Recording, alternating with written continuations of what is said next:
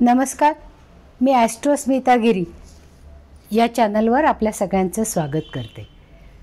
मागच्या व्हिडिओमध्ये आपण पंचम स्थानाबद्दल पाहिलं।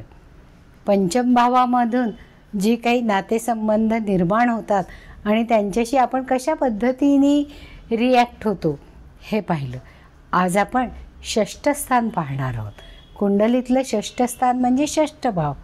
या षष्ठ भावावरनं आपले नातेवाईकांपैकी मामा, मावशी, घरामध्ये असणारे नोकरचाकर, कामावर असणारे नोकरचाकर किंवा आपण ज्या ठिकाणी काम करतो त्या ठिकाणी असणारे आपले वरचे बॉस आणि हाताखालचे लोक, तसेच आपल्याला मिळणारे डॉक्टर लोक म्हणजे रोगाशी संबंधित असणारे लोक।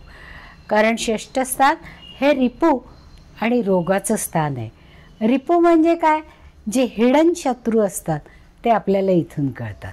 सप्तम स्थानावरनं आपल्याला उघड शत्रू कळतात, तर षष्ठ स्थानावरनं आपल्याला जे माहीत नसणारे शत्रू आपल्या पुढे येतात। म्हणजे असं हे षष्ठ स्थान अर्थत्रिकोणाचा गाभा असलेलं षष्ठ स्थान की ज्याच्यामुळे आपला अर्थत्रिकोण हा मजबूत होतो।